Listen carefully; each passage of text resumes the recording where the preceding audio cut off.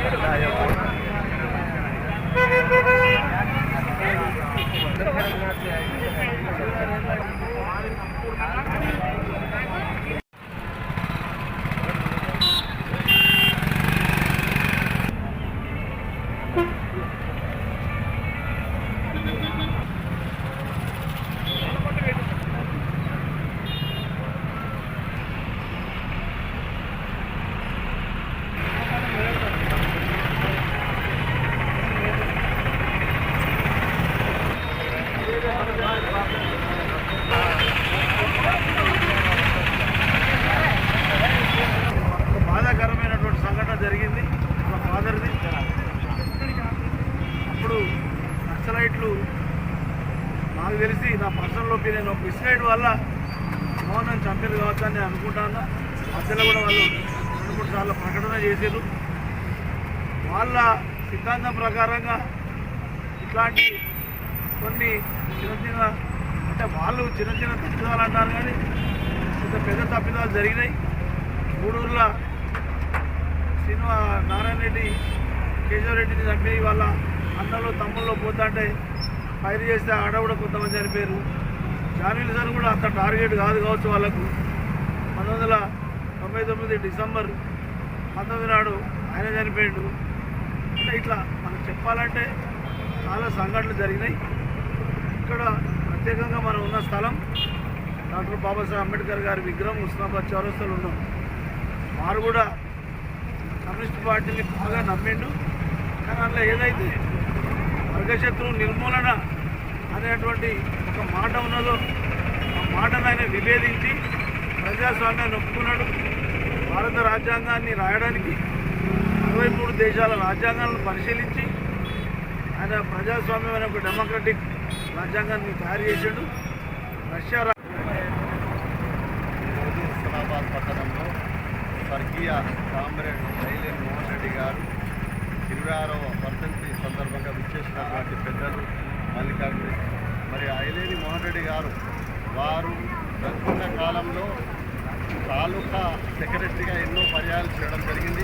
మరి వారి వద్దకు ఎవరొచ్చినా కూడా ప్రజా సమస్యల గురించి చాలా స్పందించేది, చాలా మృదు స్వభావి. మరి వారు ఉన్నన్ని రోజులు కూడా ప్రజలకు అనుకూలంగా వారు ఎవరొచ్చినా కూడా పని చేసి పెట్టేది. మరి వారికి కూడా మా కుటుంబంలో మంచి అవినాభావ సంబంధాలు ఉండేది. కూడా మా నాన్నగారు కూడా సిపిఐ పనిచేయడం జరిగింది. మరి వారు ప్రతి ఒక్కరు కూడా వారు అందుబాటులో ఉండి మరి పార్టీ వివరాలు కానివ్వండి, ప్రజల సమస్యలు కానివ్వండి, వాళ్ళు స్పందించి సమస్యల పరిష్కారం కొరకు కృషి చేసేటువంటి మనిషి. మరి వారు దురదృష్టవశాత్తు మరి నక్సలైట్ వాళ్ళను చంపడం ఇంట్లో చేయడం జరిగింది. అది తర్వాత వారు చేసినటువంటి చర్య తప్పని తెలిసి వాళ్ళు బాధపడడం కూడా జరిగింది. మరి అటువంటి మనిషిని మనం ఇవాళ మన మధ్యలో లేరు. మనం చాలా బాధపడవలసిన అవసరం. మరి వారి ఆశయాలను కూడా మనం కొనసాగించాలని మీ అందరికీ తెలియజేస్తూ ఐలేని మోహన్ రెడ్డి గారు వారు మరణించి 26 సంవత్సరాలు అవుతా ఉన్నది. వారు సిపిఐలో ప్రముఖ లీడర్గా పనిచేసేది. ఏ కార్యకర్తలైనా కానీ, సామాన్య ప్రజలైనా కానీ వాళ్లకు ఏదైనా సమస్య వస్తే వాళ్ళకు న్యాయం చేసే విధంగా ఆయన కృషి చేసేది. పోలీస్ స్టేషన్లో పనిపడ్డా కానీ, ఎంఆర్ఓ ఆఫీసులో కానీ, ఎంపీడీఓ ఆఫీసులో ఎక్కడ పనిపడ్డా కానీ సామాన్య ప్రజలు వచ్చినా కానీ స్పందించి వాళ్ళందరికీ న్యాయం చేసేటువంటి వ్యక్తిత్వం, మంచి మనసున్న మంచి వ్యక్తి ఉండే. దురదృష్టవశాత్తు నక్సలైట్లు ఆ రోజుల్లో అతన్ని కాల్చి చంపడం చాలా బాధాకరం. అట్లాంటి మంచి సిపిఐ కాంగ్రెస్ పార్టీకి మంచి వెన్నుదన్నుగా ఉన్నటువంటి మనిషి మోహన్ రెడ్డి గారు చనిపోవడం సిపిఐ పార్టీ పీరియడ్లో వారి యొక్క మంచి స్వభావాన్ని గుర్తు చేసుకుంటూ ఈరోజు వారి యొక్క సంస్మరణ దినోత్సవం జరపడం జరుగుతూ ఉంది. ఈరోజు మన ఐలేని మోహన్ రెడ్డి గారి వర్ధంతి 26వ వర్ధంతి సందర్భంగా అంబేద్కర్ చౌరస్తాలో మోహన్ రెడ్డి గారికి ఘన నివాళులు అర్పించడం తెలియజేస్తున్నాను.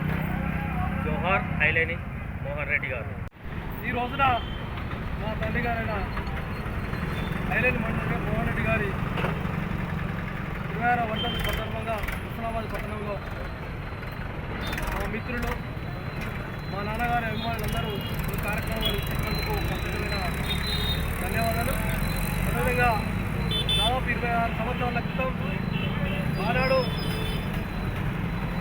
నక్సలైట్ల చేతిలో చెప్పుడు మాటలతో నక్సలైట్లు దుర్మార్గంగా మా నాన్నగారిని హత్య చేసినారు. చాలా బాధాకరం. కేవలం మన ఉనికి కోసం చేసినట్టు ఆనాడు స్పష్టంగా ప్రజలు చేర్చినారు. ప్రజలు కూడా అనేక మంది హత్యను వ్యతిరేకించినారు. అదేవిధంగా ప్రజాస్వామ్య పద్ధతిలో రాజకీయ వ్యవస్థ నడుపుతూ అనేక మంది పేద ప్రజలకు సేవ చేస్తూ నిరంతరం ప్రజల మధ్య జీవిస్తూ ప్రజల కోసం త్యాగం చేసిన చరిత్ర మా కుటుంబాన్ని. ఆ రోజున పేదవాళ్ళు, అనేక మంది పేదవాళ్ళు కష్టాలు పడుతుంటే వాళ్ళ కోసం పోరాటం చేసినాడు.